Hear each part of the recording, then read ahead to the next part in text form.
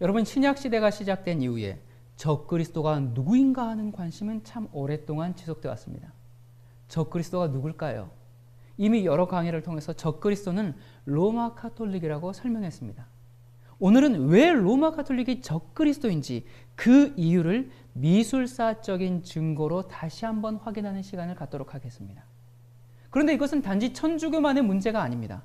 개신교회가 교황의 앞잡이가 되어서 충실한 하수인으로 열심을 다하고 있습니다. 다시 말해 적그리스도의 앞잡이 노릇을 하고 있다는 말입니다.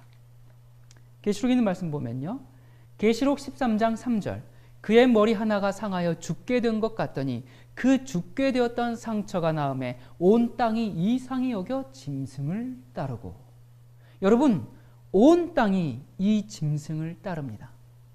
우리는 지금 이 말씀이 문자 그대로 성취되고 있는 시점에 살고 있습니다. 2014년 한국에서 천주교 순교자 시복식을 하는데 왜 생중계를 할까요? 그리고 천주교 시복식을 왜 광화문 광장에서, 더군다나 모든 교통을 통제하고 수천 명의 경찰이 보안을 위해 대기하면서, 이게 무슨 국가 행사인가요? 역사 가운데 과연 한 종교가 이러한 공권력의 힘을 빌려서 자기들의 행사를 거행한 적이 있었던가요? 아니, 한국이 언제부터 천주교 국가였습니까? 교황의 방한 기간 동안 온통 뉴스는 교황의 일거수일투족을 앞다퉈서 보도했습니다. 천주교 신자만이 아니라 불교인, 기독교인, 무신론자 할 것 없이 정말 이 시대의 진정한 리더라면서 감격스러워했습니다. 여러분, 요즘처럼 교황의 인기가 하늘을 치솟던 때가 역사 가운데 또 있었나 생각해 보게 됩니다. 전 세계 어디에서나 환영받고 남녀노소 누구를 막론하고 열광하는 슈퍼스타, 단순히 슈퍼스타가 아니라 슈퍼히어로처럼 영웅이 되어서 모든 민족의 숭배 대상이 되어가고 있습니다. 슈퍼교황이라는 책도 나왔습니다. 제목이 이 세상을 구원하는 프란치스코 교황 이야기. 영화배우, 스포츠스타, 연예인들이 교황을 환영하는 노래를 부르고 뮤직비디오를 촬영했습니다. 여기에 여러분들이 좋아하는 연예인도 여기 있으십니까? 계시록에 보면 많은 물 위에 앉은 큰 음녀에 받을 심판을 내게 보이리라. 땅의 임금들도 그로 더불어 음행하였고 땅에 거하는 자들도 그 음행의 포도주에 취하였다. 그렇게 말씀하고 있습니다. 여기에 나오는 큰 음녀는 카톨릭입니다. 물은 백성, 민족, 사람을 얘기하는데 많은 물 위에 앉았다고 했으므로 온 백성, 온 민족 위에 군림하고 있고 전 세계 사람들로부터 환영받는 모습을 말합니다. 땅의 임금들, 각 나라들이 교황권과 함께 음행하고 한국을 비롯해서 온 세상 사람들이 그 음행의 포도주에 취하였다고 말씀했습니다. 계시록 18장 2절과 3절에 무너졌도다 무너졌도다 큰 성 바벨론이여 귀신의 처소와 각종 더러운 영에 모이는 곳과 각종 더럽고 가증한 새에 모이는 곳이 되었도다. 그 음행의 진노의 포도주로 인하여 만국이 무너졌으며 또 땅의 왕들이 그로 더불어 음행하였으며 땅의 상인들도 그 사치의 세력을 인하여 치부하였도다 하더라. 여기 나오는 큰 성 바벨론 역시 교황권을 말합니다. 귀신의 처소와 각종 더러운 영에 모이는 곳과 각종 더럽고 가증한 새에 모이는 곳이 되었다고 했는데 오늘 이 시간에는 문자적으로 이것이 어떻게 성취되었는지 살펴보도록 하겠습니다. 결국 교황권은, 카톨릭은 만국들과 함께 무너진다고 성경은 예언하고 있습니다. 사실 큰 음녀, 큰 바벨론이 누구인가 그것을 찾는 것은 그렇게 어렵지 않습니다. 성경은 종교적인 모양을 가지고 있으면서 정치적으로 활동하는 그 특징들을 너무도 자세히 설명해 놓았습니다. 그리고 마지막 때가 될수록 더욱 왕성하게 드러날 것이라고 예언되어 있습니다. 누구든지 관심을 가지고 성경을 살펴본다면 금방 알 수 있도록 성경 곳곳에 말씀해 놓으셨습니다. 이미 종교개혁자들은 큰 음녀, 큰 바벨론을 교황권이다라고 지목하는데 주저함이 없었습니다. 여러분, 사실 종교개혁은 교황권이 바로 큰 음녀, 큰 바벨론이라는 그 사실을 깨닫는 데서 시작한 것과 다름없습니다. 로마 가톨릭은 변하지 않았습니다. 성경에서 말한 큰 음녀, 큰 바벨론, 불법의 비밀, 배도의 사람, 적그리스도가 왜 교황권인지 오늘은 시각적인 자료들을 통해서 설명하도록 하겠습니다. 세계적인 미술 사학자인 네덜란드의 한스 로크마커는 모든 예술에는 중립이 없다라고 했습니다. 그림이든지 조각이든지 반드시 그 시대와 작가의 사상이 표출되도록 되어 있다는 것입니다. 여러분, 바티칸의 베드로 성당을 비롯해서 그들의 그림, 조각들을 보면 가톨릭의 배우가 누구인지 아주 쉽게 알 수 있습니다. 그럼에도 많은 기독교인들이 신교와 구교가 서로 협력해야 한다면서 에큐메니컬에 앞장서는 기독교회를 보면 정말 통탄을 금할 길이 없습니다. 오늘은 약 500장 정도 되는 이 사진들을 통해서 적그리스도의 정체를 살펴보도록 하겠습니다. 예수 그리스도의 부활 승천 이후에 기독교는 더 이상 성전이 필요하지 않았습니다. 여러분, 초기 기독교회가 이 다른 종교들과 큰 차이점을 보인 것은 신전이 없다는 것입니다. 기독교 신앙의 중심은 신전이 아니라 말씀이 자리 잡고 있습니다. 종교적 건물로서의 신전보다는 성경 말씀을 나누는 집회소가 필요했습니다. 그래서 그들은 가정이건 공공장소건 모이는 곳이 교회가 되었습니다. 신약 성경의 핵심 사상 중 하나는 건축물로서의 성전 개념은 사라졌다는 것입니다. 자, 그런데 기독교가 이교 로마와 은밀한 거래를 하면서 로마 가톨릭으로 탈바꿈한 이후에 교황 율리우스 2세 때 오늘날 바티칸에 있는 베드로 성당을 건축하기 시작했습니다. 1506년에 시작하게 되었는데요. 그 후 1626년 완공 때까지 120년 동안이나 건축을 하면서 막대한 자금이 들어갔죠. 자, 이것을 해결하기 위해서 짜낸 묘책이 바로 뭡니까? 여러분들이 잘 아시는 면죄부 발행입니다. 돈이 땡그랑 하는 소리를 내자마자 고통당하는 영혼이 연옥에서 벗어납니다.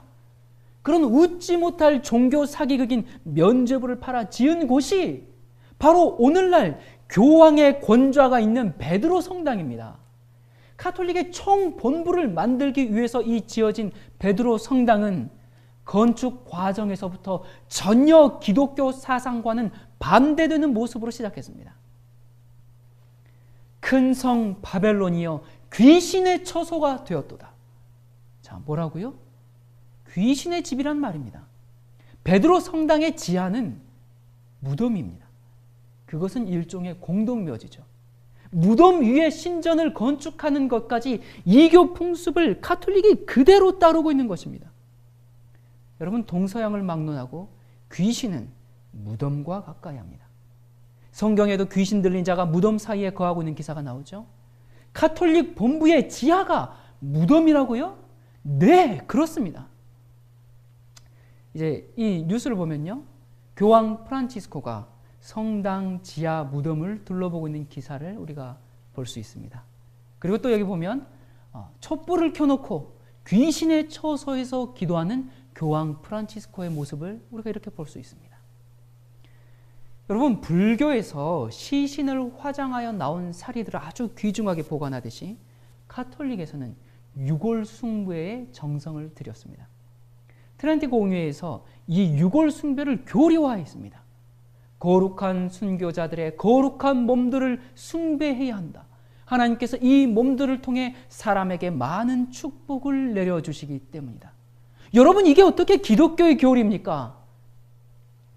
자, 이 무덤 장식을 보면 이들의 주인이 누구인지를 말해주고 있습니다. 여러분, 성경 어디에 죽은 사람의 뼈를 숭배하라는 말이 도대체 어디에 있습니까? 이 베드로 성당에 보면 해골, 도깨비, 괴물, 이런 흉악한 귀신들의 형상이 아주 곳곳에 있습니다. 도대체 이런 조각과 그림이 성당과 무슨 관련이 있을까요? 불교 사찰들에서나 볼 수 있는 그런 귀신 그림들처럼 이러한 것들이 곳곳에 자리 잡고 있습니다. 누가 귀신의 처소가 아니랄까 봐 그냥 아주 곳곳에 다 새겨놓았습니다. 또 여기 역대 교황 명단 아래 이 장식을 보면, 자, 이 장식이 뭡니까? 머리카락이 뱀이고 송곳니가 튀어나온 이 상이 뭐예요? 메두사 상으로 장식되어 있습니다. 메두사는 그리스 신화에 나오는 마녀인데 이 메두사가 지금 역대 교황 명단들을 좀 받들고 있는 그런 형태입니다. 자, 그리고 또 여기 보면 이 사진을 보면 귀신들이 사람들을 잡아 죽이고 불구덩이에 지금 집어넣는 모습이 조각되어 있습니다. 여러분, 이 로마 카톨릭의 총본산인 이 베드로 대성당, 이 베드로 대성당의 주인은 용입니다. 이러한 결론은 이 건축물 자체가 웅변하고 있습니다. 여러분, 일반적으로 건축물의 이 전면 박공은 그 건물 전체를 대표하는 아주 상징 조형물이 자리를 잡는 곳입니다. 개인 그 집으로 따지자면 문패가 붙는 것이죠.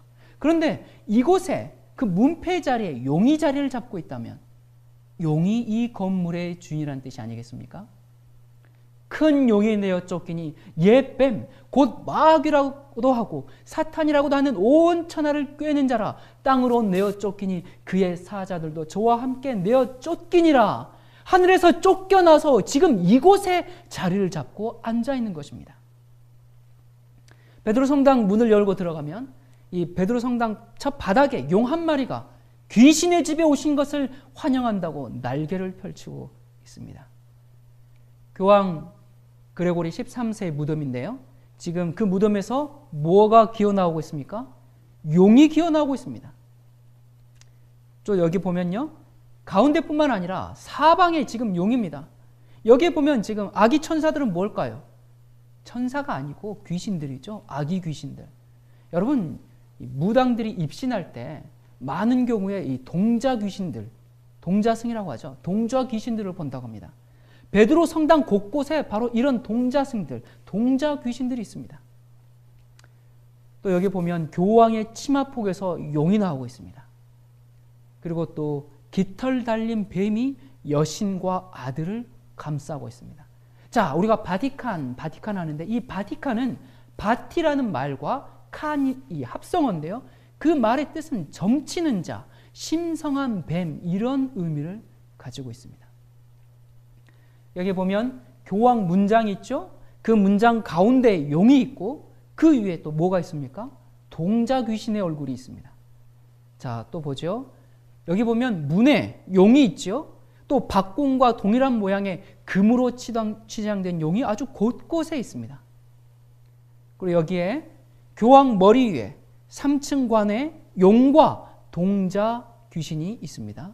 그리고 또 바티칸 정원에 있는 용 조각이죠. 자, 여기 보면 이 웅장한 벽의 조각과 그림의 중심이 도대체 누구인 것 같습니까? 여러분, 제가 지금 바티칸은 귀신의 처소다 그렇게 우기고 있는 것입니까? 아니죠. 베드로 성당 자체가 여기는 귀신의 처소다라고 스스로 증언하고 있습니다. 자, 갈수록 태산입니다. 가운데 용이 있고 또 좌우에 용이 있죠. 교황의 상징 아래 또 용이 주인으로 앉아 있습니다.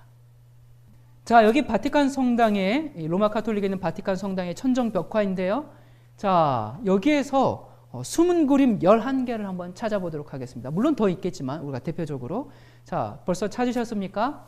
네, 가운데는 용 한 마리가 주인으로 앉아 있죠. 아, 그리고 용 밑에 도깨비 하나가 또 입을 벌리고 있네요. 그리고 그 밑에 폰티펙스 막시무스라는 이교 대제상의 호칭이 있고요. 아, 위쪽에 뱀 한 마리가 기어 올라가고 있고 또 양쪽에 뱀 2마리가 올라가고 있죠. 자, 여기에 또 용이 있습니다. 아, 여기에도 용이 있고요. 아, 그리고 또 뱀이 있고요. 양쪽에 또 뱀이 있습니다. 아, 뱀 꼬리가 있죠. 용 꼬리인지 뱀 꼬리인지. 아, 이건 뭐죠? 아, 피라밋입니다. 왜 피라밋이 여기에 있을까요? 참 알 수가 없습니다. 자, 여기 보면 교황의 문장에 있는 용과 독수리 그리고 그 주변을 감싸고 있는 괴물들을 지금 우리가 찾아볼 수가 있습니다. 자, 그리고요. 아, 여기 보니까 바티칸 미술관에 성인으로 추앙받은 여인들이 뭘 타고 있습니까? 짐승을 타고 있습니다. 용을 타고 있죠. 자, 계시록 17장 3절에 여자가 붉은빛 짐승을 탔는데 그 짐승의 몸에 참남된 이름들이 가득하다라고 말할 수 있습니다. 물론 계시록은 상징적인 책입니다. 그래서 모든 것을 문자적으로 해석할 수 없죠. 그런데 아주 흥미로운 것은 로마 카톨릭은 상징적이고 문자적인 모든 모습을 다 갖추고 있다는 말입니다. 여기 보면 불교의 여신이라고 할 수 있는 관세음 보살이 용을 타고 있습니다. 베드로 성당에도 여인들이 용을 타고 관세음 보살도 용을 타고, 이들의 뿌리가 어디일까요? 부처님 오신 날 행사에 용들이 판을 치고 있습니다. 여러분, 이 교회에서 용은 가장 신성하게 취급받는 짐승이죠. 그러나 용은 사탄을 상징하는 짐승입니다. 여러분, 이 천주교의 용 숭배의 극치는 베드로 성당에서 미사를 드리는 주 제단입니다. 지금 여기 보니까 4마리의 용이 승천하고 있는 이곳을 발다키노라고 부르는데요. 신의 보좌를 덮는 자리라는 그런 뜻입니다. 신의 보좌를 덮는 자리. 이곳에 선 교황이 하나님이라고 강변하는 것입니다. 높이 35m로 8층 건물 높이인데요. 이 발다키노는 고대 이집트의 태양신 아문레의 신전에서부터 유래되어서 카톨릭의 제단으로까지 들어왔습니다. 자, 한번 또 살펴볼까요? 여기는 로마의 판테온 신전입니다. 판테온 신전, 만신전인데요. 말 그대로 세상의 모든 잡다한 신들을 다 모아놓은 신전이죠. 이 발다키노를 만들기 위해서 조달된 청동은 바로 이 판테온의 지붕이었던 청동을 녹여서 만들었습니다. 그 신들이 베드로 성당 안에 그대로 들어와 있는 것입니다. 여러분, 귀신의 처소가 분명합니까? 자, 여기 보니까요. 여기 보면 로마 황제의 숭배 제단인데요. 베드로 성당에 이 발다키노와 동일한 모양의 제단이 있습니다. 찾으셨습니까? 여러분, 이 로마는 멸망하지 않았습니다. 천주교로 모양만 바뀌어서 오늘까지 존재하고 있고, 교황은 로마 황제보다도 더 큰 권력을 자랑하고 있습니다. 자, 이것 보면요. 중국 창조신이라고 불리는 복희와 여화신인데요. 중국 신화에서는 천지창조는 여신 여화가 했다고 전해집니다. 이 여화라는 이름도 여호와를 그 이름을 도용한 것으로 보이죠. 자, 그런데 흥미롭게도 이 성경의 7일 창조와 여호와의 창조 순서가 아주 비슷합니다. 또한 여호와는 창조만 한 것이 아니라 결혼 제도도 만들었다고 합니다. 이 사탄이 여호와를 흉내낸 것이죠. 자, 그런데 여기 보면 이 복희 여호와의 몸통은 뱀입니다. 창조주가 뱀, 즉 사탄이라고 말하고 있습니다. 자, 그런데 더 흥미로운 것은 손에 직각자와 컴퍼스를 들고 있습니다. 여러분, 그게 뭡니까? 프리메이슨의 상징이죠. 여신을 섬기는 모든 이교는 한 뿔입니다. 자, 여기 마리아의 치마 속에서 뱀이 나오고 있습니다. 여러분, 마리아는 뱀을 타고 있는 여신입니다.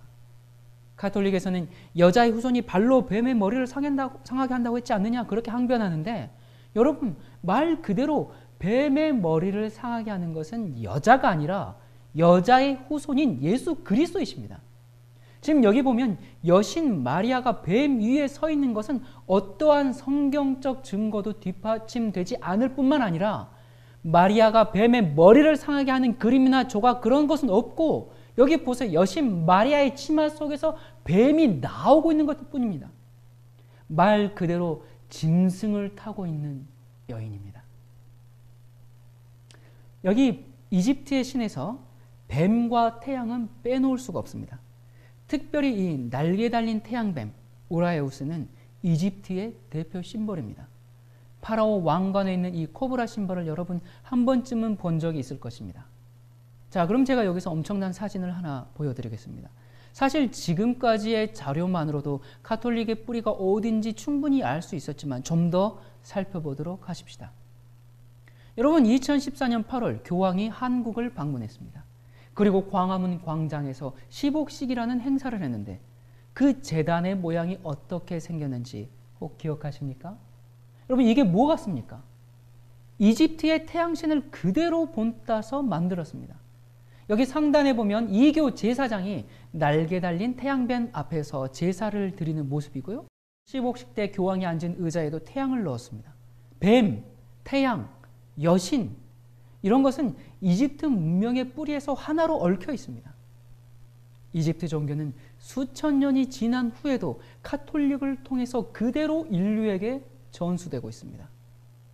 로마 카톨릭의 뿌리는 이집트 종교입니다.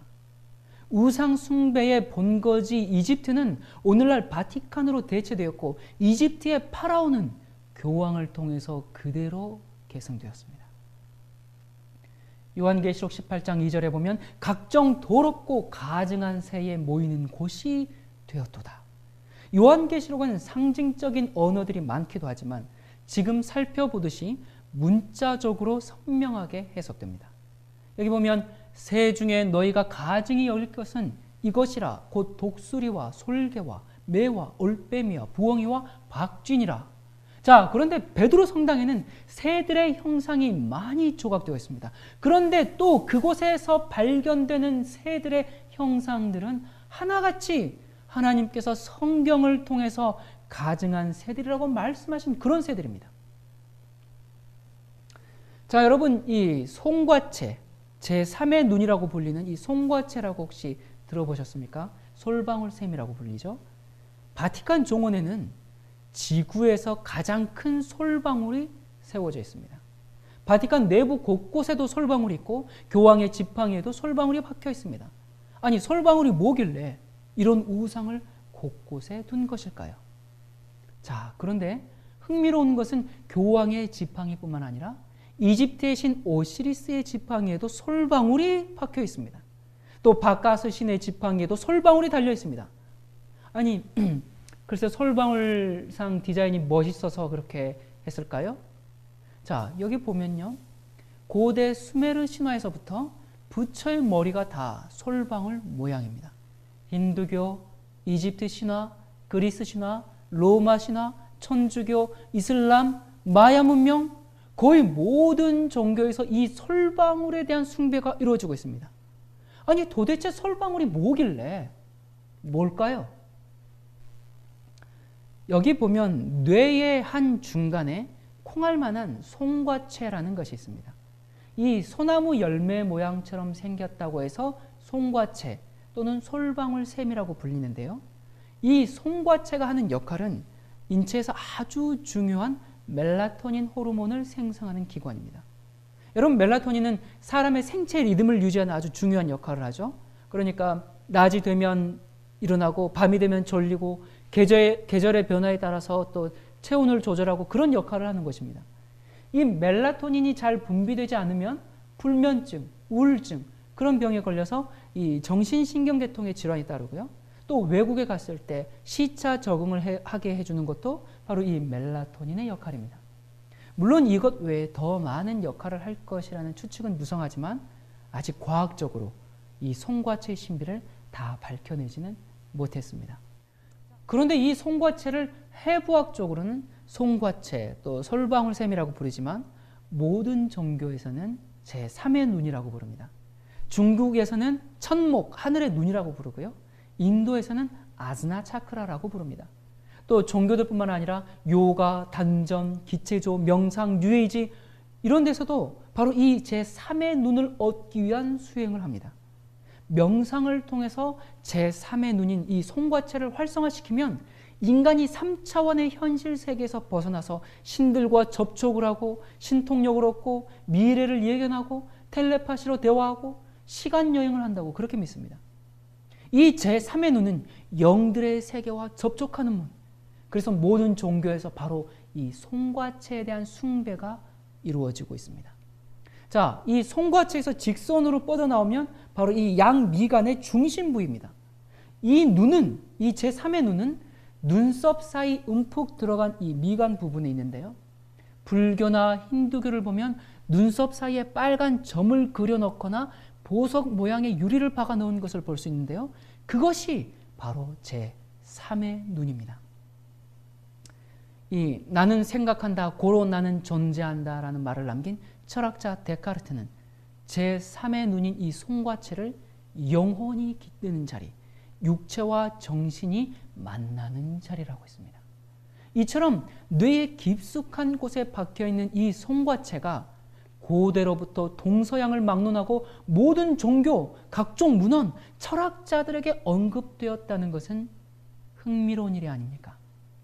자, 여기 보면 이 송과체에서 분비되는 DMT라는 호르몬은 영혼의 입자라는 별명을 가지고 있습니다.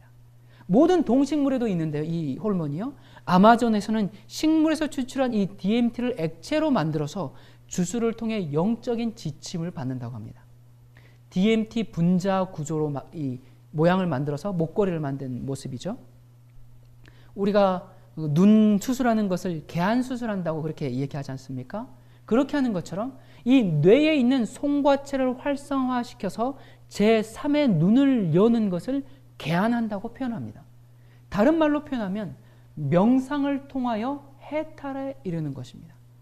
이 화학물질을 통해서 신, 외계인, 귀신, 혼령, 천사, 마귀 그런 초자연적인 현상들을 경험하게 해준다는 일종의 게이트웨이, 출입구입니다. 자, 그런데 여러분 아주 흥미로운 게 있는데요. 이 송과체와 그 송과체를 감싸고 있는 뇌 구조의 모습이 어디서 많이 본 듯한 그런 모양새 아닙니까? 우리가 어디서 봤을까요? 고대 이집트의 신 호루스.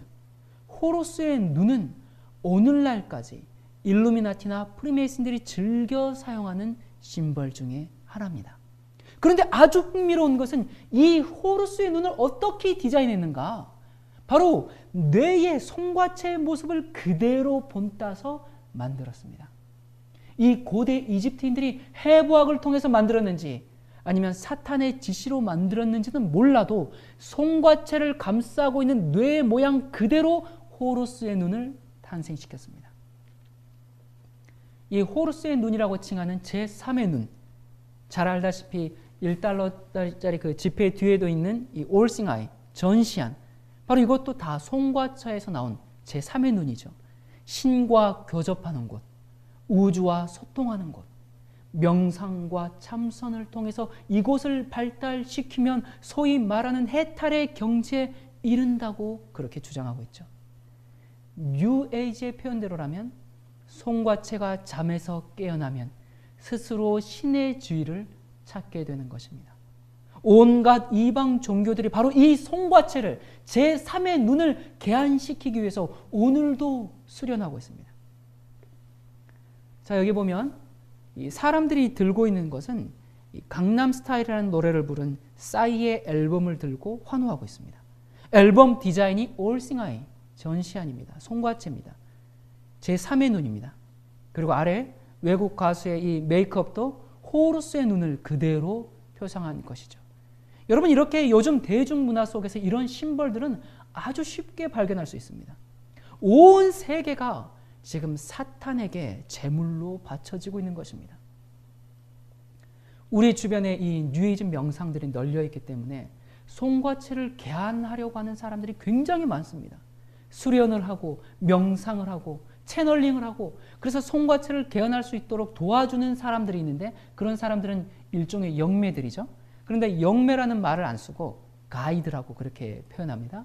아무튼 그렇게 모여서 이 송과체를 개안하기 위해서 그렇게 명상하고 수련하는 많은 장소도 있고 또 인터넷 카페도 많고 또 이 잘하는 달라이라마나 오쇼 라즈니시 이런 사람들이 모두 참선과 수련을 통해서 송과체를 개안한 사람들이다 그렇게 이야기합니다. 여기 보면 Awakening the Third Eye, 내 안에 잠재된 제3의 눈을 깨워라. 여러분, 이런 말 어디서 많이 들어본 얘기 아닙니까? 기독교에도 믿음이라는 이름으로 탈바꿈되어서 가르쳐지고 있습니다. 내 안에 잠재된 믿음을 깨우고 정말 그런 명상들을 하면 우리의 지식과 이성으로는 이해할 수 없는 아주 신비한 일들이 일어납니다. 4차원의 세계에 접근한다는 것, 여러분 얼마나 신비하고 호기심을 자극합니까? 그것이 모두 귀신에게 나를 제물로 갖다 바치는 것입니다. 여러분, 이게 무슨 고대 마법에 관한 그런 얘기가 아니라 현 시대에 일어나고 있는 도심지에서 우리에게 아주 익숙하게 일어나고 있는 얘기고 심령술사 같은 이들만의 이야기가 아니라 지극히 평범하게 사는 내 주변의 사람들이 접하고 있는 일종의 신내림입니다. 교회 안에서 판을 치고 있는 거짓령의 역사입니다. 고대 이집트부터 불교, 힌두교, 세상의 모든 종교들이 송과체를 숭배하고 있습니다. 그리고 거기에 뒤질세라 바티칸의 한가운데 세상에서 가장 큰 솔방울을 세워놓고 교황의 지팡이에 만들어서 들고 다니고 있습니다. 베드로 성당뿐만 아니라 천주교의 여러 수도원에 솔방울 장식들이 널려 있고, 여기 보면 몬세라트 수도원엔 아기 예수의 손에 솔방울이 들려 있습니다. 그 앞에, 그 장식 앞에도 2개의 솔방울이 아래를 장식하고 있죠. 자, 여러분, 이제 왜 바티칸의 정원에 세상에서 가장 큰 솔방울을 세워놓고 숭배하고 있는지, 또 교황의 지팡이에 왜 솔방울을 박아놓고 곳곳에 솔방울 장식을 해 놓았는지 분명해졌습니다. 바티칸, 천주교, 로마 카톨릭 스스로가 나는 고급스럽게 포장된 사탄의 종교입니다라고 웅변하고 있는 것입니다. 솔방울을 숭배하는 그런 문화는 크리스마스 장식에도 들어와 있죠. 모든 기독교회가 바벨론의 포도주에 취해서 비틀거리고 있는 것입니다. 여기 보면 로마가 세계를 정복했을 때 많은 이방 종교들이 로마로 흡수되었습니다. 이집트의 이시스 여신 숭배, 또 페르시아의 미트라 숭배 사상 등이 로마에서 크게 번져나갔습니다. 이교의 대제사장인 폰티펙스 막시무스라는 이 명칭은 로마 황제가 이교의 대제사장이 되면서 붙여진 명칭이 되었습니다. 여러분, 이 초기 기독교회는 바로 폰티펙스 막시무스라는 이 역할을 수행한 로마 황제들로부터 큰 박해를 받았습니다. 그럼에도 불구하고 캐톨릭은 이교의 대제사장의 명칭인 폰티펙스 막시무스라는 이 교황의 공식 명칭으로 1000년이 훨씬 넘게 자랑스럽게 사용하고 있습니다. 여러분, 그것은 천주교의 뿌리가 바로 이교이고 로마 황제의 뒤를 이은 이교 집단이라는 것을 공식화하고 있는 것입니다. 자, 여기 사진에 보면요, 첫 번째와 두 번째 동전은 로마 황제 티베리우스 메달에 폰티펙스 막시무스라는 이 글이 새겨져 있고요. 세 번째부터는 교황의 메달인데요, 역시 폰티펙스 막시무스라는 명칭이 새겨져 있습니다. 그리고 여기 보세요. 메달 뒷면에 뭐가 있습니까? 사탄의 상징인 순념소 형상이 있습니다. 그리고 둘레엔 용이 조각되어 있습니다. 자기 스스로를 사탄의 대리자여 적그리스도임을 밝히고 있는 것입니다. 천주교는 이단이 아니라 이교입니다. 이집트, 바벨론, 페르시아 전 세계 이교들을 총집합시켜 놓은 종교가 바로 천주교 로마 카톨릭입니다. 베드로 성당 광장에는 이집트에서 가져온 이 태양신 숭배탑, 뭐죠? 오벨리스크가 서 있습니다. 이 예레미야 43장 13절에 보면 그가 또 애굽 땅 벳세메스의 주상들을 깨뜨리고 애굽 신들의 집을 불사리리라, 그렇게 말씀하셨습니다. 오벨리스크 오브 헬리오폴리스, 이 성경의 벳세메스는 헬리오폴리스, 즉 태양의 도시를 말합니다. 바티칸에 세워진 오벨리스크는 이집트 헬리오폴리스, 즉 벳세메스의 태양 신전에 세워졌던 주상인 것입니다. 자, 그런데 이 태양신을 숭배하는 대표적인 우상 오벨리스크가 전 세계 도시들에 흩어져 있는 것을 여러분 아십니까? 사탄은 세계의 도시들의 오벨리스크를 세우게 했습니다. 미국의 워싱턴 국회의사당 앞에 있는 오벨리스크죠. 또 여기 보면 프랑스 파리의 콩코드 광장에 있는 람세스 2세 오벨리스크, 뒤에 에펠탑이 보이죠. 또 영국 런던의 오벨리스크, 여기 말고도 수많은 나라, 수많은 도시에 이집트의 태양신 오벨리스크, 벳세메스의 상이 곳곳에 세워져 있는 것입니다. 이 지구를 사탄의 세력이 휘감고 있는 것입니다. 사람들은 단순히 이것을 미술작품이다 그렇게 생각할지 모릅니다. 아닙니다. 하나님은 우상을 만들지 말라고 하셨습니다. 그런데 사탄은 반드시 우상을 만들어서 그것들을 눈으로 보게 하고 자신의 힘을 과시하며 미혹하는 힘을 발휘합니다. 베드로 성당의 이 태양 숭배는 오벨리스크에 그치지 않습니다. 주 제단 정면에 거대한 태양상이 빛을 발하고 있죠. 4마리의 용이 승천하는 발다키노 천정에 역시 태양이 빛을 발하고 있습니다. 사람들이 그 앞에서 지금 경배하고 있습니다. 용과 태양을 경배하고 있습니다. 또한 이 발다키노 곳곳에 태양신 형상이 수십 개가 새겨져 있습니다. 벽 모서리에 용이 있는 것은 더 이상 의문스럽지가 않은데 발다키노 가운데 보면 왜 꿀벌이 있을까요? 꿀벌은 꿀을 생산한다는 점에서 여신 아프로디테의 상징물이었습니다. 그런데 현재 꿀벌은 마리아의 상징물이 되었습니다. 그래서 꿀벌을 무슨 새라고 합니까? 아마 천주교 신자들은 잘 알 겁니다. 마리아의 새라고 부릅니다. 카톨릭에서 숭배하는 마리아의 정체가 무엇인지 드러나는 대목이죠. 그 여자는 손에 금잔을 가졌는데 가증한 물건과 그의 음행에 더러운 것들이 가득하더라. 요한계시록 17장 4절. 여러분, 흥미롭게도 베드로 성당 곳곳에는 태양 여신이 있습니다. 여기 첫 번째 사진의 여인은 머리에 태양빛이 방사형으로 빛나고 있고요. 손에 금잔을 들었습니다. 두 번째 사진에서는 교황 옆에 이 여신은 한 손에는 태양을 상징하는 횃불을 들고 있죠. 그리고 또 세 번째 여인이 태양신 아래서 십자가와 금잔을 들고 있습니다. 네 번째 여인 역시 금잔과 십자가를 들고 있습니다.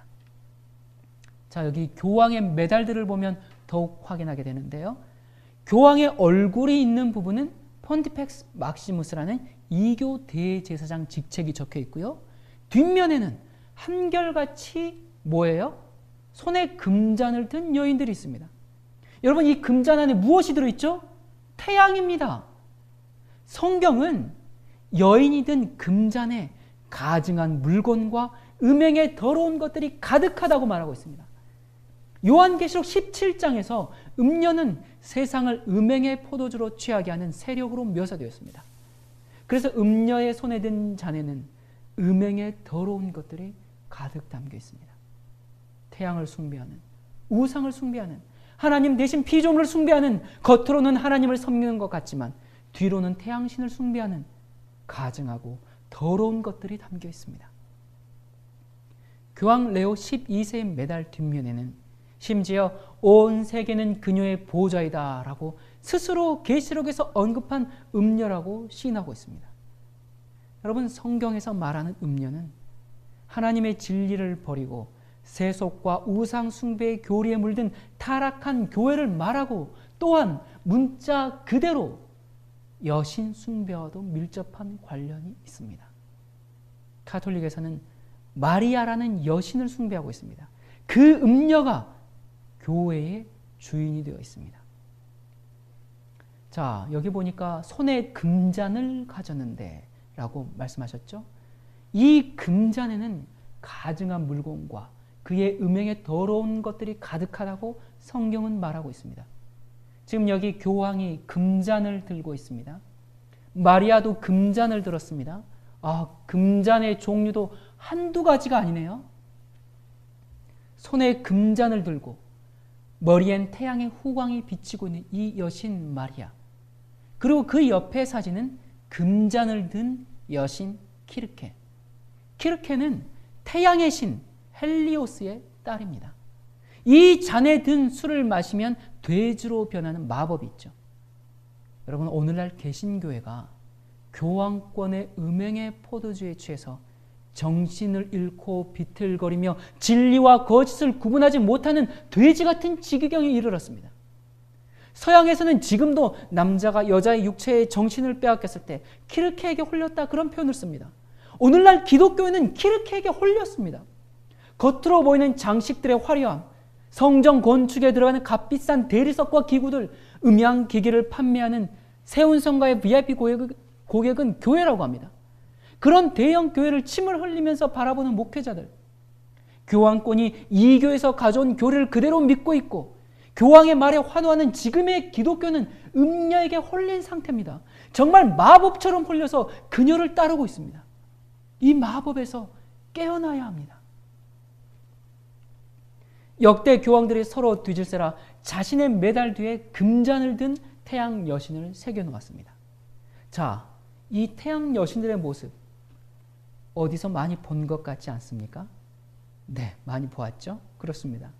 뉴욕에 있는 자유의 여신상과 동일한 모습을 하고 있는 여신들입니다. 미국의 이 자유의 여신상은 미국 독립을 기념하기 위해서 이 프랑스에서 제작해서 미국 관문이었던 뉴욕항에 세우게 된 것이죠.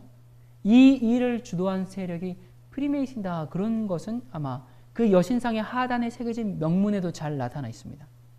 그런데 미국뿐만 아니라 프랑스에도 자유의 여신상이 있습니다. 뒤로 에펠탑이 보이죠? 자, 이 자유의 여신을 상징하는 이 방사형의 뾰족 침, 그리고 손에 든 횃불은 모두 태양신을 상징합니다. 이것은 고대부터 태양신의 상징이었습니다. 왜 이 여신이 교황의 메달 뒷면을 장식하고 있을까요? 여러분, 가톨릭의 태양 숭배는 여기서 그치지 않습니다. 종교를 통일해서 분열된 이 동서로마 제국을 지배하려는 콘스탄틴 황제는 불패의 태양 아폴로와 의의 태양 그리스도를 결합시켜서 일요일을 휴업일로 정하고 제3의 새로운 종교를 창설하는 데 성공했습니다. 그리고 태양의 상징인 이 태양 원반에다가 그리스도교의 상징인 십자가를 결합시켜서 새로운 종교가 섬기는 신의 상징물을 하나 만들어냈습니다.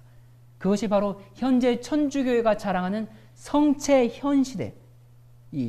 이것은 콘스탄틴 황제가 태양을 숭배하기 위해서 만든 상징물이 지금까지 사용되고 있습니다. 여기에 이 십자가와 태양을 결합시켰다고는 하지만 여기 보면, 이 사진을 보면 주인공이 누군 것 같습니까? 십자가는 보이지도 않아요. 여기 보면 직선과 곡선이 교대로 있는데요. 이교에서 직선은 남성의 생식기, 그리고 곡선은 여성의 생식기를 뜻합니다.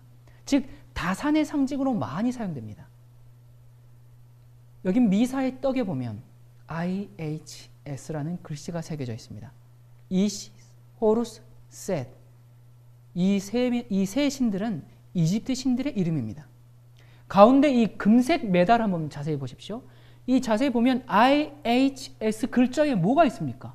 전시안이 있어요. 올싱아이 호루스의 눈이 있습니다. 제3의 눈이 있어요.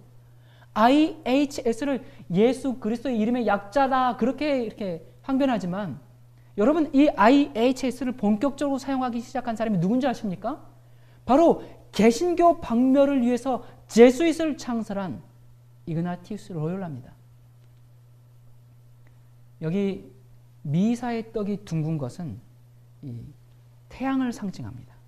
금잔 안에 지금 이 태양이 솟구치고 있죠. 미사 때 태양을 상징하는 떡을 들어 올리는 것은 모두 이교의 제사 의식의 행태를 그대로 가지고 들어왔습니다. 아래 사진은 피라미드 배경 앞에서 미사를 드리고 있는 모습입니다. 자, 이미 살펴보았지만 베드로 성당 내부 역시 태양신을 빼면 설명이 안 됩니다.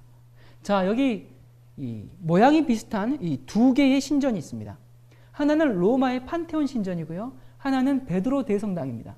자, 여러분 어느 신전이 베드로 대성당일까요? 여기 보면요. 두 개의 신전이 있습니다. 둘 다 천정이 돔 형태로 되어 있습니다. 그 한가운데 동그란 구멍을 뚫어서 태양을 형성화했죠. 태양이 빛을 비춰주고 있습니다. 하나는 로마의 판테온 신전이고 하나는 베드로 대성당입니다. 자, 어느 신전이 베드로 성당일까요? 여러분 이렇게 보듯이 베드로 성당은 로마의 판테온 신전을 그대로 본따서 만든 신전입니다. 가톨릭을 포함해서 전 세계 이교에서 숭배하는 이 태양 바퀴인데요. 대구, 이집트, 가톨릭, 그리고 인도. 자, 이 태양 수레바퀴들이 온 이집트, 온 세상 종교에 펼쳐져 있습니다.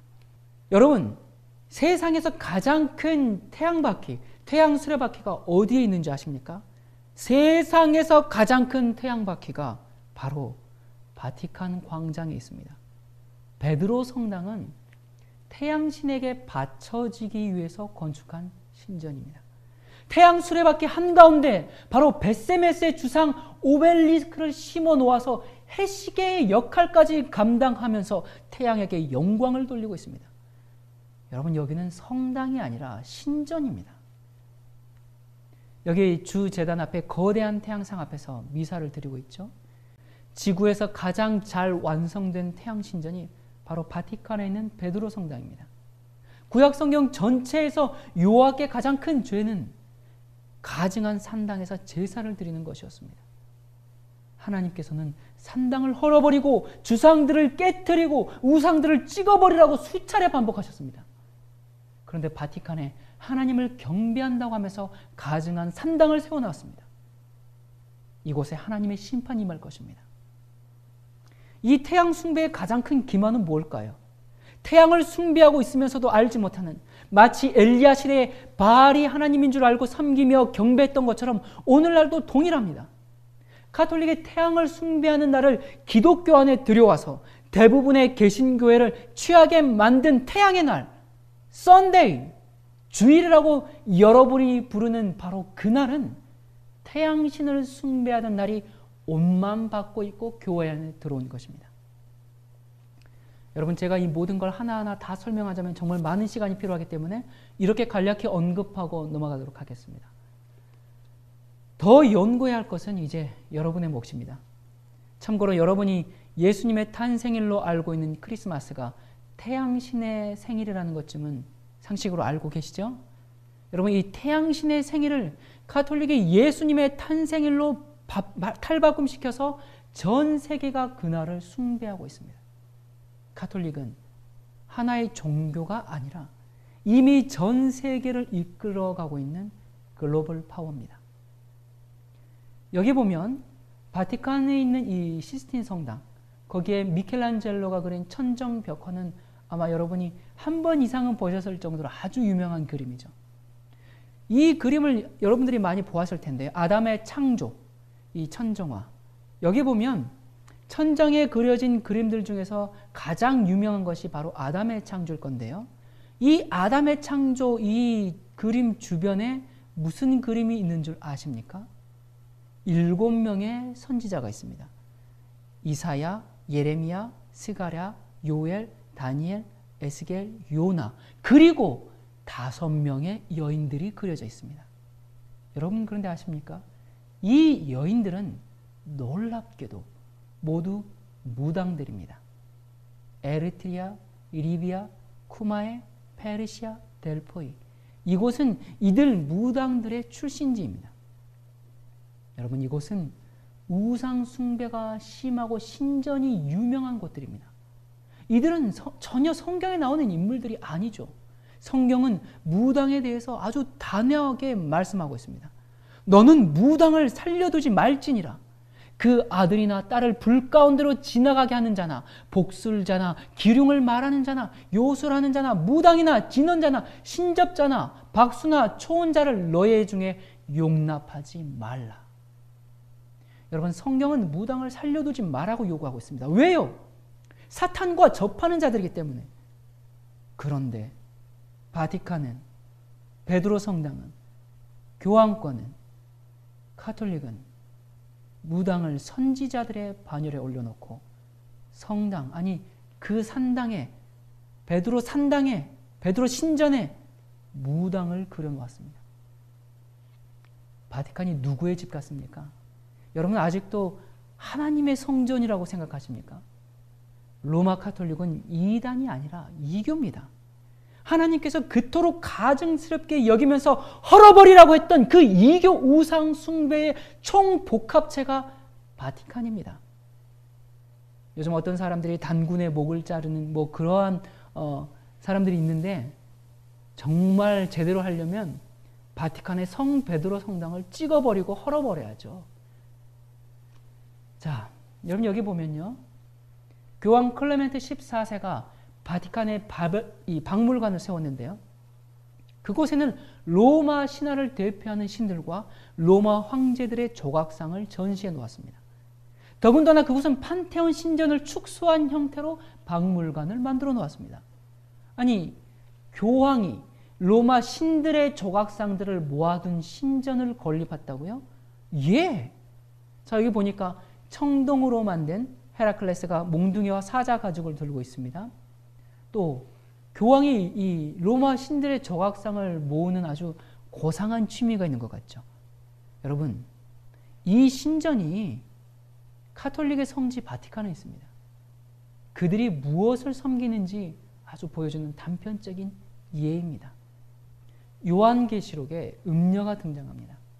음녀는 타락한 교회, 이교와 기독교를 혼합시킨 카톨릭을 말하지만 실제 음녀를 섬기는 문자적인 모습까지 더불어서 갖추고 있습니다. 교황 레오 13세의 메달 뒤편에 보면 여신이 3층관을 쓰고 보좌에 앉아 있습니다. 그리고 둘레 라틴어로 나를 섬기지 않는 민족과 나라는 망하리라고 적혀 있습니다. 여러분, 이 카톨릭에서 마리아 숭배를 시작한 것은 431년 에베소 종교회의 때입니다. 에베소는 소아시아의 중요한 도시죠. 수천 년 동안 신들의 어머니라고 불리는 아르테미스, 성경에서는 아데미 여신이죠. 그 여신의 신전이 있는 곳입니다. 아데미 여신은 풍요와 다산의 신으로 유방이 여러 개 달린 여신입니다. 이 여신 숭배의 본고장에서 이루어진 종교회의에서 마리아가 하나님의 어머니라는 선포가 이루어집니다. 하나님의 어머니라는 것은 여신 숭배 사상에서는 전혀 새로운 것이 아니었습니다. 이슬람교에서도 이와 같은 사상이 발견되는데요. 그것은 파티마의 여신 숭배입니다. 파티마는 마호멧의 외동딸 이름인데요. 마호멧이 포르투갈을 점령하고 도시 이름을 파티마라고 삼았습니다. 파티마가 죽고 난 이후에 이슬람 시아파에서 그녀를 너무나 숭배한 나머지 파티마에게 그녀의 아버지의 어머니라는 별명을 붙였습니다. 파티마는 마호멧의 딸이자 아내이며 어머니로서 신비의 여신으로 탄생하게 됩니다. 그런데 이슬람 여신이 있는 이 파티마에 1917년 5월 13일부터 10월 13일까지 매달 13일에 여신 마리아가 흰 옷에 흰 망토를 걸치고 묵주를 든 양손을 가슴에 모으고 맨발로 구름을 밟은 모습으로 나타나서 자신을 로사리오의 여왕이라고 칭하면서 죄인들의 회개를 위해 묵주기도를 많이 바쳐야 한다, 그런 메시지를 전하게 됩니다. 묵주기도, 똑같은 기도문을 주문처럼 외우는 것은 뇌의 이성적인 판단을 마비시키는 일종의 최면술입니다. 자, 그리고 여기 마지막 출현일인 10월 13일에는 소문을 들은 7만 명의 군중이 운집한 장소에서 아주 놀라운 현상이 일어나게 되었는데요. 구름이 갑자기 갈라지고 흩어지면서 눈부신 태양이 모습을 드러내는데 아무도 고통 없이 태양을 바라볼 수 있었습니다. 또 태양이 춤을 추듯이 굉장히 빠른 속도로 무지갯빛을 발산하면서 빙빙빙빙 회전하다가 하늘에서 갑자기 사람들에게 돌진하듯이 떨어져 내려왔습니다. 사람들은 하얗게 질린 채 그 태양을 바라보고 있다가 땅바닥에 계속 주저앉고 말하는데요. 갑자기 태양이 사라졌습니다. 태양이 나타나기 전에는 비가 왔었고 땅은 진흙이었는데 엎드러졌다가 일어났을 때 땅은 다 말라 있었고 옷도 깨끗하게 보존되어 있었습니다. 두둥, 태양신이 강림한 것일까요? 여러분, 이 일을 계기로 이슬람의 파티마의 여신과 카톨릭의 파티마의 마리아가 통합되게 됩니다. 파티마에서는 최근까지도 이러한 신비적인 형상들로 사람들을 만족시키면서 전 세계 순례객들을 끌어모으고 있습니다. 마리아의 예수님의 어머니와 파티마의 마호멧의 어머니는 동일한 개념으로서 카톨릭과 이슬람이 하나로 연결되는 중심 역할을 하게 됩니다. 교황 비오 12세는 파티마 성모 발현 25주년 기념식에서 이렇게 얘기합니다. 티 없이 깨끗하신 여왕이시여, 이 세상을 성모께 봉헌하나이다. 당신은 천상의 주인이요 우주적인 여왕이심을 찬양하나이다. 이런 메시지를 전했습니다. 여기 사진 보면 프란치스코 교황도 파티마의 마리아를 숭배하고 있죠. 여러분, 성경은 음녀의 정체를 여왕으로 앉은 자라고 덧붙이고 있습니다. 자리에 앉는다는 것은 권세를 누린다는 것입니다. 카톨릭에서 마리아를 여왕으로 부르는 것은 쉽게 찾아볼 수 있습니다. 마리아를 여왕으로, 여신으로 섬기고 있습니다. 이 여왕은 세상을 파멸로 이끄는 음녀입니다. 여러분, 성경이 이것보다 어떻게 더 정확하게 설명해 줄 수 있겠습니까? 지금 보는 이 사진은 멕시코의 토착 여신 토난찐인데요. 이 사진들을 잘 보십시오. 어디서 많이 보던 모양새 아닙니까? 머리를 약간 기울인 채 두 손을 가지런히 모으고, 또 여신 주변에는 태양의 후광이 빛나고, 또 다른 사진은 이 손에 태양신을 상징하는 횃불을 들고 있습니다. 자, 이 사진들을 보면 여러분 누가 생각나지 않습니까? 여러분, 이 토난찐은 빛이 나는 검은 바위가 있는 곳에서 살았다고 전해지고 있습니다.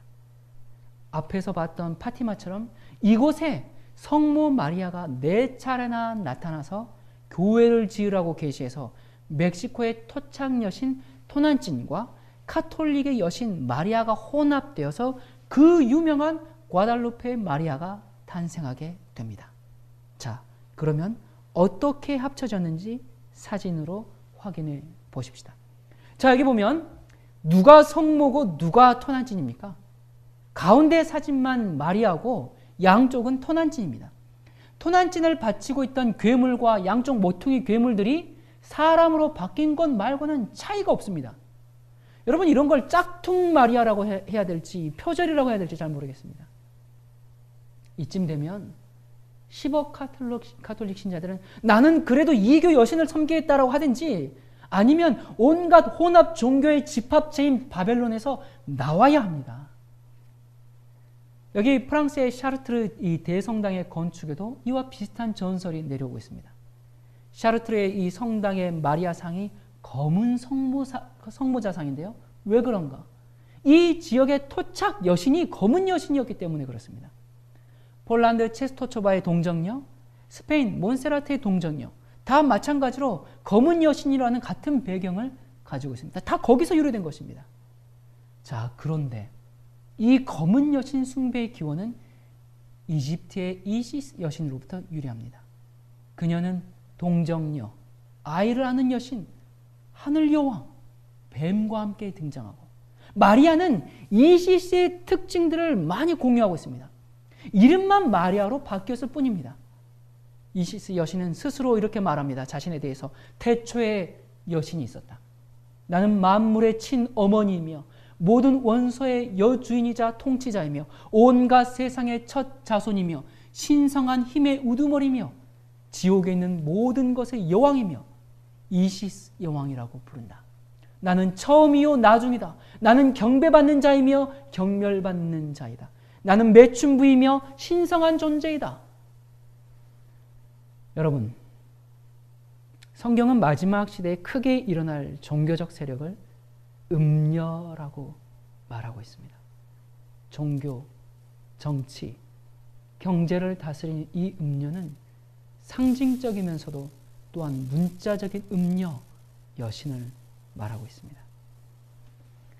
성경에는 예수님의 어린 시기는 아주 간략하게 기록되어 있고 나머지는 공생에 대한 기록입니다. 그런데 천주교 성화의 대부분은 아기를 안고 있는 마리아상이 주류를 이루고 있습니다.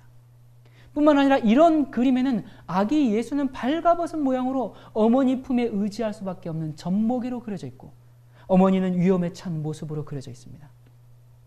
아기 예수는 마리아 여신을 돋보이게 하는 조연을 맡고 있을 뿐입니다. 그런데 여기 보시다시피 아기를 안고 등장하는 여신 숭배는 인류의 신화들에서 흔히 발견할 수 있는 것들입니다. 여러분이 잘 아는 바벨론의 세미라무스와 담무스를 비롯해서 이집트의 이시스와 호루스 외에도 전 세계의 여신 숭배가 아주 편만합니다. 여기 아기 호루스를 안고 있는 이시스, 이시스는 신의 어머니로 불립니다. 흥미롭게도 이시스 여신은 점성학에서 처녀 자리를 차지하고 있습니다. 이집트에서는 이시스를 동정녀라고 부릅니다.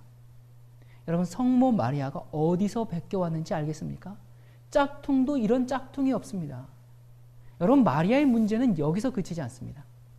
고대로부터 여신은 그 상징으로 초승달을 지니고 있습니다. 초승달 위에 여신이 지금 아기를 안고 있죠. 여기 밑에 보면은 다이아나 여신이 머리에 초승달을 달고 있습니다. 그리고 또 이쪽에 초승달 위에 서 있는 마리아. 마리아의 출신이 어딘지 우리가 한눈에 알 수 있습니다. 또 이 교회에서는 이 조개는 아주 중요한 심벌로 자리 잡고 있는데요. 조개는 이 여성의 성기를 뜻하기도 하고 생명의 잉태, 음란함, 하늘 이런 여러 의미를 가지고 있습니다. 대표적인 조개의 그 상징 여신은 바로 그리스 아프로디테 여신인데, 아프로디테는 로마로 들어가면서 비너스가 되죠. 바로 비너스 여신은 바다에서 태어나 조개가 그녀의 상징입니다. 자, 여기 보면요. 이 신상들은 바티칸 박물관에 있는 신상들인데요. 머리 윗부분이 전부 조개로 장식되어 있습니다. 불교에서도 조개가 빠지지 않고요. 로마의 무덤 장식들에도 조개가 있고요. 자, 그러면 어디에도 조개가 있을까요? 물론 천주교에도 조개가 깔려 있습니다. 이 가톨릭 문장에 조개가 장식되어 있고요. 마리아 머리 위에 대형 조개가 있죠. 바티칸 성당의 조형물에도 삼층관, 황금 열쇠, 그리고 조개도 있고 가증한 새가 있죠. 또 용이 있습니다. 바티칸 성당의 이 두 마리의 용 사이에 조개와 벌이 있습니다. 여러분 말씀드렸듯이 꿀벌은 아프로디테 여신의 상징물이고 몰몬교에서도 중요한 상징이죠. 자, 여기 보면 이시스 여신이 조개 속에서 손을 들고 있는데요. 교황도 조개 형상이 그려진 옷을 입고 똑같은 포즈로 손을 들고 있네요. 자, 묻습니다. 천주교회가 기독교입니까? 천주교의 정체가 온갖 잡신을 섬기는 이교의 집합체요, 이교의 총본사님을 스스로 드러내고 있는 것입니다. 여러분, 이 여신 숭배의 목적은 풍요와 다산을 기원하는 것이었습니다. 석류는 여러 개의 알이 과일 속에 알알이 박혀 있기 때문에 다산과 육체적인 성을 상징하는 대표적인 과일이 되었습니다. 첫 번째 사진은 로제티의 페르세폰의 여신이죠. 석류가 상징입니다. 두 번째 보면 일본 불교의 기모자상, 아기를 안고 있죠. 한 손에는 뭘 들고 있어요? 석류를 들고 있네요. 그리고 보티첼리가 그린 석류를 든 마리아. 여러분, 왜 마리아가 다산의 여신이라도 되는 걸까요? 왜 손에 석류를 들고 있을까요? 본인 스스로가 나는 음란한 여신이다 라고 그렇게 지금 밝히고 있는 것 아니겠습니까? 여러분, 계시록에 음녀가 나오는데 그 여자는 자줏빛과 붉은빛 옷을 입고, 여러분, 하나님께서 이렇게 정확하게 음녀의 정체를 알 수 있도록 말씀해 주셨습니다. 보시다시피 온갖 자줏빛과 붉은빛 옷으로 치장하고 있는 교황과 추기경들을 우리가 확인할 수 있죠. 금과 보석과 진주로 꾸미고, 여러분, 미사 때 사용하는 모든 집기들은 순금이요, 교황의 보좌도 순금이고 교황의 관에 보석들이 박혀있고 들고 있는 지팡이 역시 순금과 보석으로 만들어졌습니다. 교황 바오로 6세의 반지와 가슴에 달았던 십자가 보석이 100만 달러, 우리 돈은 약 한 12억 에 나왔습니다. 반지는 13캐럿, 십자가는 다이아와 에메랄드가 섞여서 60캐럿이라고 합니다. 저는 이 다이아몬드를 실제로 한 번도 본 적이 없어서 잘 모르겠는데 1캐럿이 어느 정도 되는지는 모르겠지만 아무튼 이게 교황의 반지라고 합니다. 파티마의 마리아가 쓰고 있는 왕관도 이 보석으로 꾸며져 있고요. 교황의 3층관에도 보석들이 박혀 있습니다. 3층관도 하나가 아니라 교황마다 자기 취향에 맞춰서 다르게 제작합니다.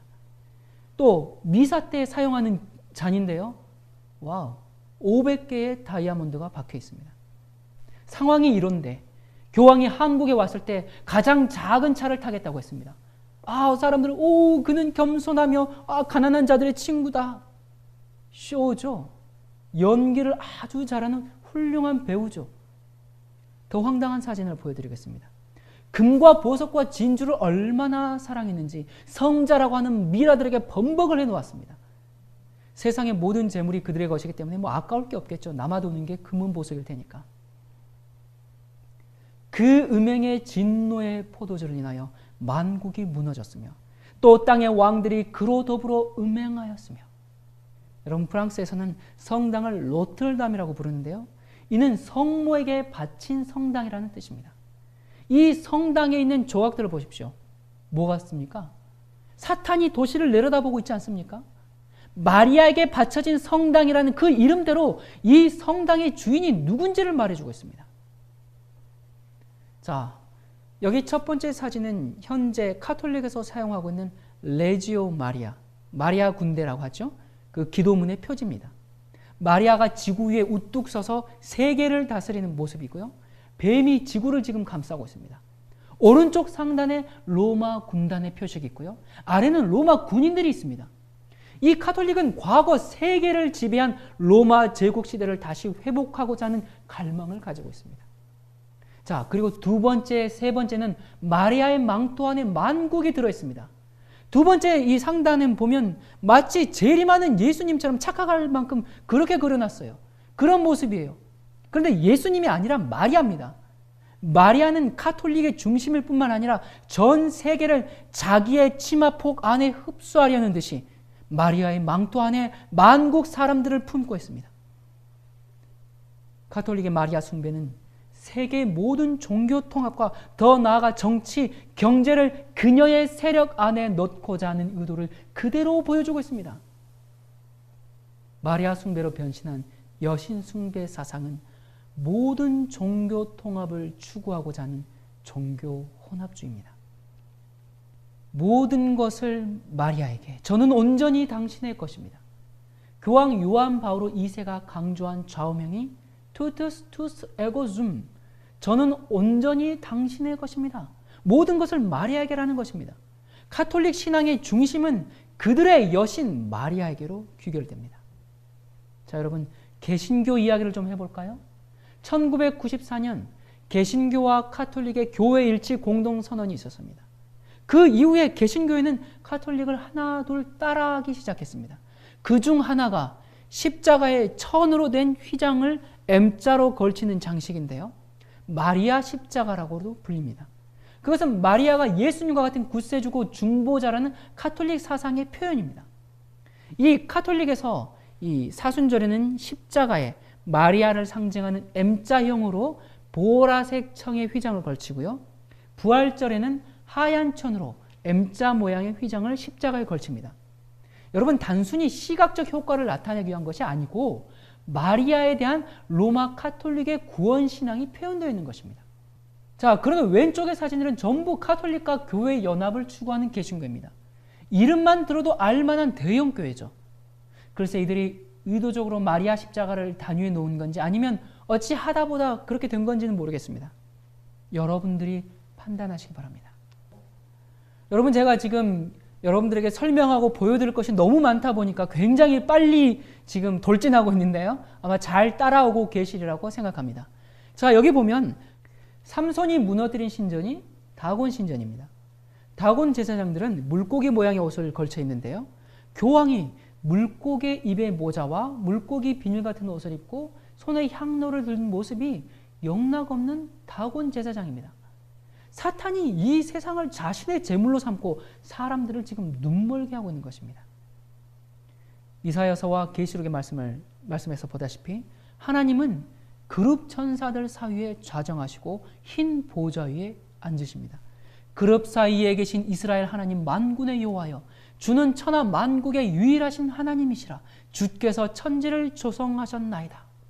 또 계시록 20장 11절에 또 내가 크고 흰 보좌와 그 위에 앉으신 자를 보니 땅과 하늘이 그 앞에서 피하여 간데없더라. 자, 이게 다 누구의 상징입니까? 하나님에 대한 상징이죠. 표현이죠. 그런데 교황이 그룹 천사들 사이 흰 보좌 위에 좌정에 앉아 있다면, 자, 여러분, 그룹 사이에 좌정하시고 백보좌에 앉아 심판하실 분은 바로 예수 그리스도십니다. 그런데 지금 이 프란치스코 교황이 자신이 누구라고 생각하고 저 자리에 앉아 있는 것일까요? 겸손하고 낮은 데 처하는 교황요? 여러분, 꿈 깨십시오. 이 세상에서 가장 높은 자리에 앉아있을 뿐만 아니라 하나님의 자리까지 넘보는 이들입니다. 기억하십시오. 사탄이 하나님의 자리를 넘보다가 추락했습니다. 사탄이 교황의 모습으로 하나님의 자리에 앉아있는 것입니다. 여러분, 천주교회가 귀신에 쳐서 맞습니까? 로마 카톨릭은 사탄과 우상, 용, 태양신, 여신 숭배로 가득 차 있는 것입니다. 바티칸은 귀신에 쳐서요 사탄의 집이라는 당연한 결론이 나옵니다. 본인들 스스로 증언하고 있는 결론입니다. 로마 가톨릭에 대해서 성경은 이렇게 선언합니다. 그 여자는 음행에 더러운 것들이 가득하더라. 그 이마에 이름이 기록되었으니 비밀이라 큰 바벨론이라 땅의 음녀들과 가증한 것들의 어미라 하였더라. 여러분, 하나님은 호소하십니다.